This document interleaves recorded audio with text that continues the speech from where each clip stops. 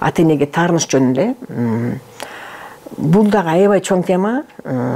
Бизде аябай комментарийлер, талкуулар өтө көп боло турган тема ата энедеги таарыныч деген жөнүндөчү. Ата энеге таарыныч деген сөз бул өзү бир Аллага жакпай турган нерсе да. Эң эле биринчи мен мынтип айтам да, такыр элемде ата энеге таарынган туура эмес дегенди түшүнө албай жатсаңар, биздин айткан сөздөрдөн, тренингтерден, биримдерден түшүнө албай жатсаңар, анда бир эле нерсени түшүнгүлө, бир эле анан Алланын айткан эле Куранды эле карагыла дейм да анда. Булуптур биз эч кимди укпайт экенсиңер, биз туура эмес сүйлөп аттырбыз, биз бирдемени ойлоп табаттырбыз болуптур, анан бирок анда сен Алланын эле Курандагы жазган эле сөздөрүн эле, мында осуяттарын жасайбыз, закондорун дейбизби? Карагын анда ата энеге кандай мамиле кылыш керек экен. Ата энеге таарынган деген сөз, ата энеге претензия коюп атасың деген сөз. Ата энеге таарынган деген сөз, ата эне сен мен берген нерсени бере албай атасың, мен күткөн нерсени бере албай атасың деген сөз.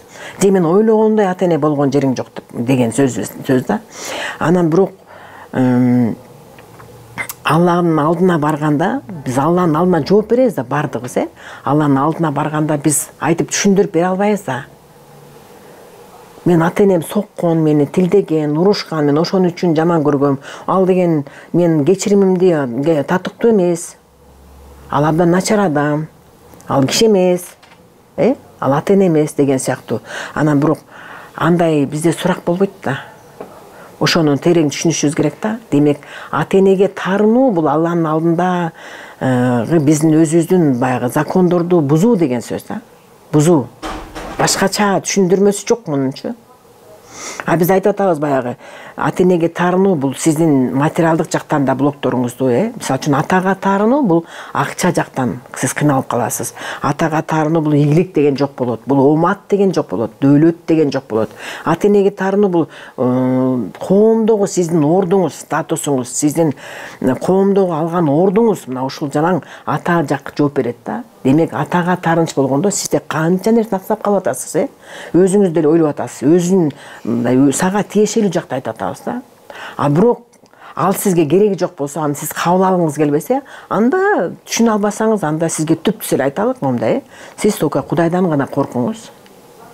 Эгерде сиз Кудайдан корко турган болсоңуз, Аллага жагам деген ойлоруңуз болсо, Алланы ыраазы кылам дей турган болсоңуз, анда ата энеңизге жакшы мамиле, жылуу мамиле, сүйүү менен мамиле, кечирим менен гана мамиле жасашыңыз керек. Ошондо сиздин баягы мен айткан жолдоруңуздун бүт бардыгы тең ачылат дейбиз. Эне жакта эле ошондой.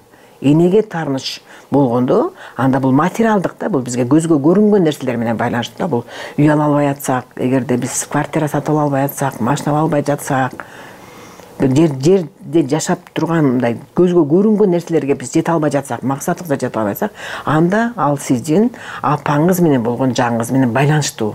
Демек, эгер ушундай сизде проблемалар болуп жатса, анда сиз апаңыз менен мамилени оңдошуңуз керек. Демек, мындай болуп атпайбы? Ата менен болгон мамиле, апа менен дагы болгон мамиле сиздин жашооңуздагы жакшынакай жолуңуз экен да. Кыйналбай өтө турган, басып өтө турган кадамдарыңыз экен. Эгерде сиз атаңыз менен апаңыз менен туура мамилени түзө албасаңыз, дайыма таарынсаңыз, аларга дайыма претензия кылсаңыз, демек сиздин кетип бараткан жолуңуздун баары жабык болот экен да. Анан анда сиз ата энеңизге таарынып алып эле өзүңүздүн жолуңузду өзүңүз жаап калып атпайсызбы?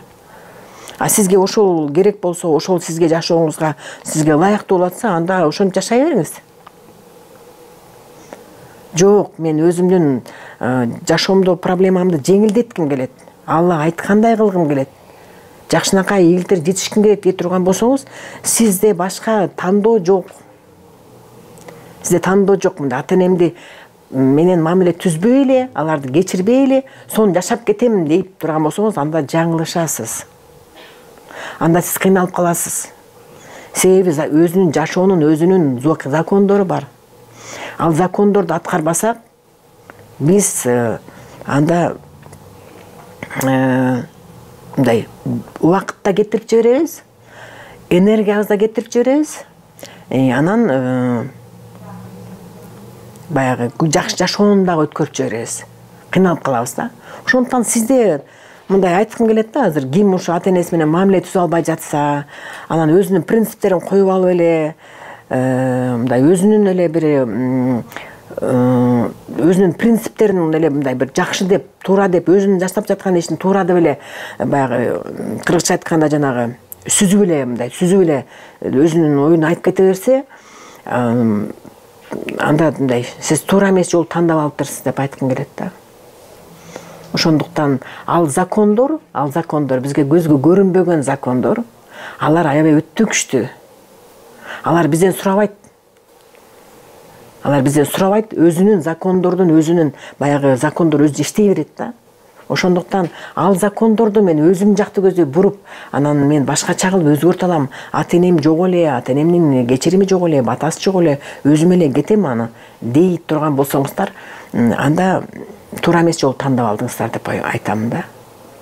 Демек биз ушул ааламдын, Алланын, Кудайдын закондорун, табияттын, жаратылыштын закондорун эгерде биз туура аткарбасак, алар менен биз күрөшүп, алар менен талаш тартышып, өзүбүздүн закондорубузду киргизе албайбыз. Биз ал закондорду туура кабыл алышыбыз керек, ошону аткарганга аракет кылышыбыз керек, ошондо гана биз жеңе алабыз. Биз өзүбүздүн күчүбүздү билишибиз керек. Мисалы үчүн 1 мүнөт биз артка кетире албайбыз, жаанды токтото албайбыз, күндү чыгарбай кое албайбыз, шамал токтото албайбыз, сел токтото албайбыз. Демек ал жаратылыштын закондору экен да. Биз ага баш ийип иши атпайбызбы? Унчукпай эле. Так эле ошондой. Ата энени кечирүү, ата эненин батасын алуу, ата энени ыраазы кылуу деген деле так эле ошондой эле закон. Демек аны биз токтотуп, башкача өзгөртө албайт экенбиз. Ошондуктан мен ошо ата энеси менен болгон мамилелердин баарын тең мындай тезирээк шашылып, убакытты кетирбей, мамилелер тезирээк оңдогонго аракет кылыңыздар деп гана кеңеш бермекмин. Бул